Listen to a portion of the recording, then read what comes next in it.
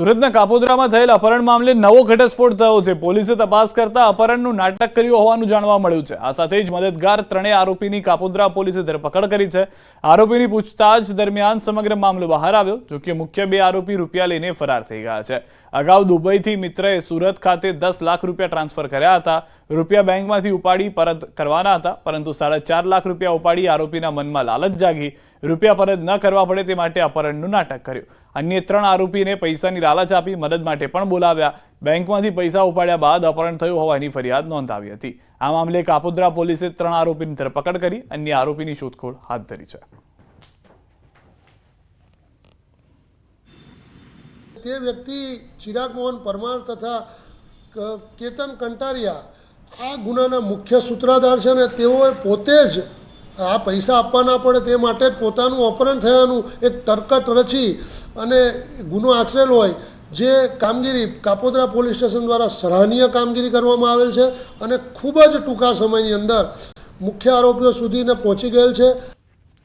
અરવલ્લીથી સમાચાર। મોડાસાના petrol pump પર લૂંટ થઈ છે। જીવણપુર પેટ્રોલ પંપ પર 68,000ની લૂંટ। રાત્રિ દરમિયાન પેટ્રોલ પંપ પર ચાકુની અણીએ લૂંટ કરવામાં આવી। ઠક્કર પંપ પરના માણસોને પકડી લઈ જઈ અને લૂંટ કરી। મુંબઈ દિલ્હી હાઈવે પર લૂંટની ઘટનાથી ડરનો માહોલ છે।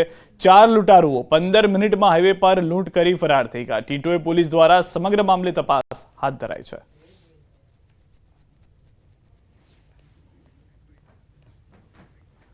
શ્રાવણ મહિનામાં પણ તસ્કરો નથી સુધર્યા। પવિત્ર શ્રાવણ માસ ચાલી રહ્યો છે। ભક્તો શિવાલયમાં ઉમટી રહ્યા છે, ત્યારે એક ચોર મહાદેવ મંદિરમાં ચોરી કરતા ઝડપાયો છે। અમદાવાદના ઇસનપુરમાં આવેલા સિદ્ધેશ્વર મહાદેવ મંદિરમાંથી ચોરી કરતો શખ્સ સીસીટીવીમાં કેદ થઈ ગયો। મંદિરમાં રહેલી દાનપેટી ઉચકીને બહાર આવતા સ્થાનિકોએ ચોરને ઝડપી પાડ્યો। મહત્વનું છે કે ઇસનપુર પોલીસ સ્ટેશનથી નજીવા અંતરે આવેલું છે આ મંદિર, છતાં ચોરે દાનપેટી ઉઠાવવાનો પ્રયત્ન કર્યો। ચોરીના પ્રયાસની આ ઘટના સીસીટીવીમાં પણ કેદ થઈ।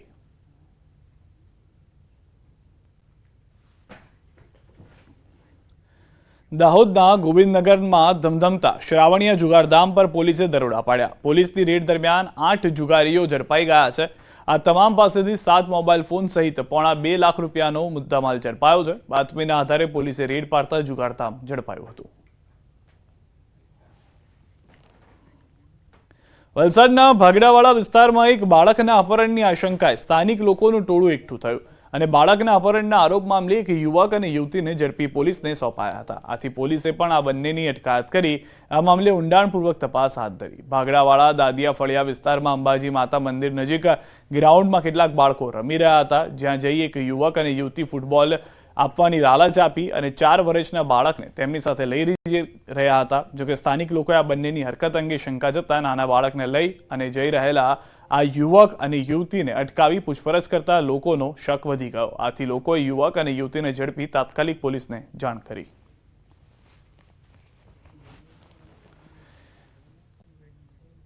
ગોવાથી ગુજરાત આવી રહેલી ખાનગી બસમાંથી 26 લાખનો દારૂ ઝડપાયો છે। સ્ટેટ મોનિટરિંગ સેલ દ્વારા મધ્યપ્રદેશથી ગુજરાત આવી રહેલી બસને છોટાઉદેપુરના રુણવાર ઓવરબ્રિજ પર ઝડપી પાડી છે। લક્ઝરી બસના લગેજ બોક્સમાં બનાવાયેલા ચોરખાનામાંથી 26 લાખનો દારૂ ઝડપાયો।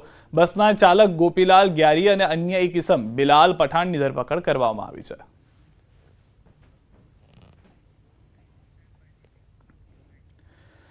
બનાસકાંઠાના ડીસામાં મેલી વિદ્યાના નામે ચોંકાવનારી છેતરપિંડી। વશીકરણ અને મેલી વિદ્યાના નામે છેતરાતા શખ્સો ઝડપાયા છે। ડીસા શહેરની ખાનગી ઓરડીમાં ચાલતા ગોરખધંધાનો પર્દાફાશ થયો છે। 2 શખ્સની ડીસા પોલીસે અટકાયત કરી છે। એક વકીલને વશીકરણની છેતરપિંડીનો અહેસાસ થયો। ન્યૂઝપેપરમાં જાહેરાત વાંચી વકીલ ગયો હતો। મેલી વિદ્યા કરી મારવાના, લકવો કરવાના અને વશીકરણ કરવાના અલગ અલગ ભાવ બતાવ્યા। 100 રૂપિયા વકીલ પાસેથી એડવાન્સ પેટી લીધા, ફરી બીજા પૈસા લઈને આવવાનું કહી કામ કરવાની લાલચ આપી। ડીસા પોલીસ મથકે નોંધાઈ પોલીસ ફરિયાદ।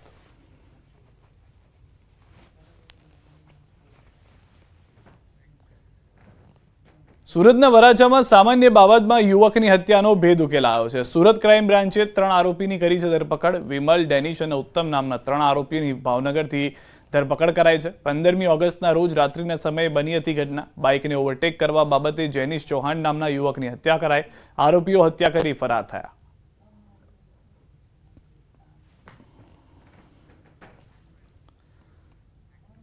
આ તરફ મહેસાણા અમદાવાદ હાઈવે વચ્ચે અકસ્માત સર્જાયો. ઉમાનગર પાસે ગાડી અને ટ્રક વચ્ચે અકસ્માત થયો. અકસ્માતમાં ગાડીમાં સવાર 3ને ઈજાઓ પહોંચી છે. તમામ ઘાયલોને નજીકની સિવિલ હોસ્પિટલમાં ખસેડવામાં આવ્યા છે. ગાડીમાં સવાર મુસાફરો ઝુલાસણ ગામના હોવાની માહિતી છે. નંદાસણ પોલીસ ઘટના સ્થળે પહોંચી વધુ તપાસ હાથ ધરી.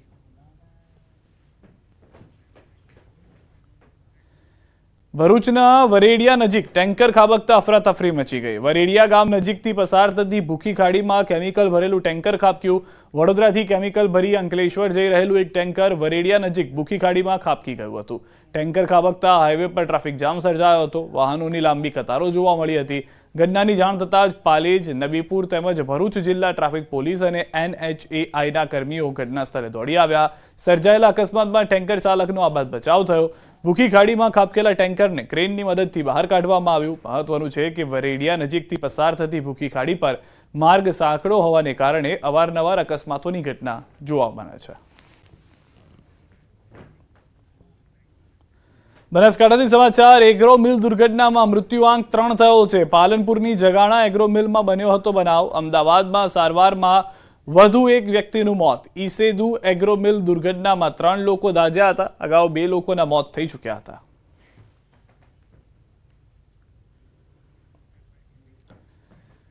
ભાવનગરના કાળિયાભીડ વિસ્તારમાં આવેલી પાણીની ટાંકી ખુલ્લી હોવાથી લોકોમાં દૂષિત પાણીની ભીતિ સેવાઈ રહી છે. ટાંકીની છતનો સ્લેબ 2.5 વર્ષ પહેલા તૂટી ગયો હતો. હજુ સુધી તેનું સમારકામ થતાં મહાનગરપાલિકાની કામગીરી પર સવાલ ઉઠી રહ્યા છે.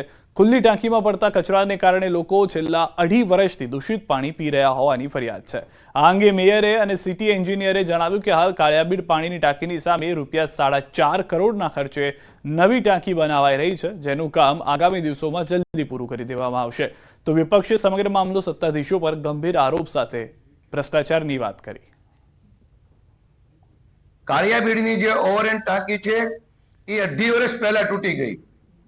તૂટી ગયા બાદ 6 મહિને ધ્યાનમાં આવ્યું કે ભાઈ ટાંકી તૂટી ગઈ છે. પછી ડોમની જાહેરાત કરી, નવી ટાંકીની જાહેરાત કરી. ખરેખર ઈચ્છા શક્તિનો અભાવ હોય ને એવું સ્પષ્ટ લાગી રહ્યું છે. ત્યાં 4 થી 5 લાખ માણસો એ ટાંકીમાંથી પાણી પીવે છે અને એ પાણી દૂષિત. ભાવનગરના આ સત્તાધીશો એમને દૂષિત પાણી પીવા મજબૂર કરી રહ્યા હોય એવું ચોક્કસ લાગી રહ્યું છે. ના એવું ના હોય. તરસમિયાથી રાઇઝિંગ મેન મારફત ફિલ્ટર કરેલું ક્લિયર વોટર પાણી એમાં લોડ થાય છે અને ત્યારબાદ જ એનું ત્યાંથી વિતરણ થાય છે. એટલે એવી કોઈ વાત નથી કે ભાઈ આમાં ડોળું પાણી હોય કે આ હોય તે હોય. પાણીની ટાંકી જર્જરિત એટલી બધી નથી, પણ ત્યાંથી જ તે પાણી એકદમ શુદ્ધ 75 થી 1 લાખ માણસોને સપ્લાય કરવામાં આવે છે. બીજી ટાંકી બાજુમાં જ બની રહી છે અને તેનું કામ 50% પહોંચી ગયું છે. વધીને જાન્યુઆરી ફેબ્રુઆરીમાં આ ટાંકી કાર્યરત થાય તેવી અમારી પૂરેપૂરી કોશિશ છે. અને હાલ રોકાઈશું એક વિરામ માટે, પરંતુ તે પહેલા નજર કરીએ ટોપ 3 ખબરો પર. સુરતમાં કામરેજ વિસ્તારમાં જોખમી સવારીનો વિડીયો વાયરલ.